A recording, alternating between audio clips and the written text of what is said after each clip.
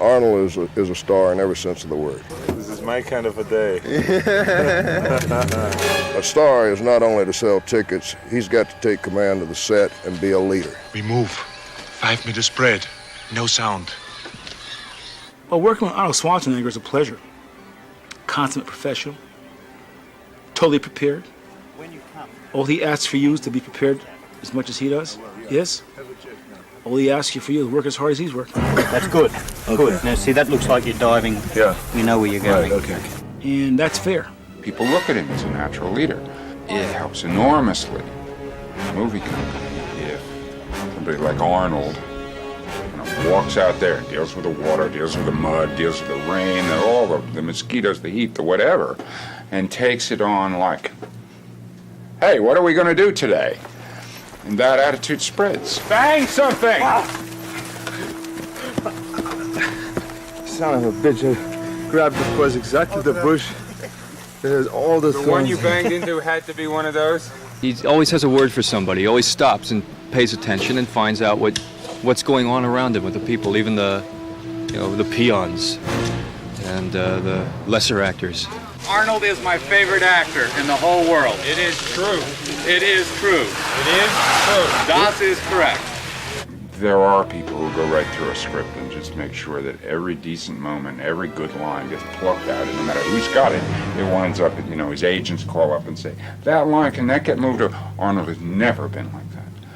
Arnold sponsors other people. Arnold tries to make the people around him look good and feel good. He's great that way. So Arnold said to me, John, he goes, I want to meet the writers. I go, okay. He goes, today. I go, okay, where do you want to meet him? He goes, let's go to your house. I'll meet them in the steam room, right? I said, that sounds like a good idea. So I called up the writers. And I said, Arnold wants to meet you today. You better bring your bathing suits or a towel.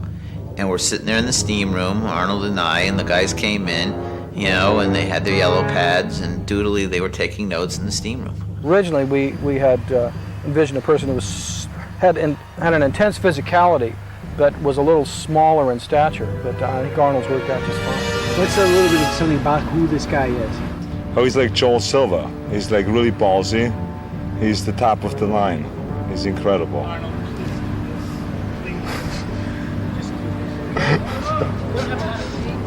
There's an accessibility to him. You can talk to him. He doesn't walk away. He doesn't go in his trailer. He offers you something to eat. I remember the Mexican guide that we had. He took his kids out pony riding one day. You think, this guy has gone through and known things I never will. And so you assume an intimidation factor. But in fact, it's not there with him. He's very open. He's very accessible. And he's a lot of fun. He just sits there chomping a cigar. He tells jokes. Where's my stogie?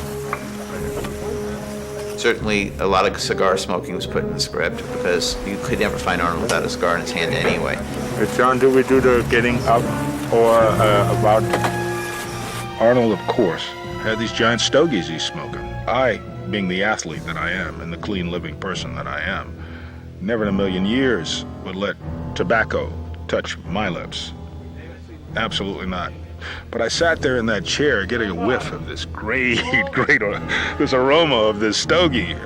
And Arnold eventually, golly, you want one? Sure, why not? I was hooked. That was all over. After that, I had a stogie or two.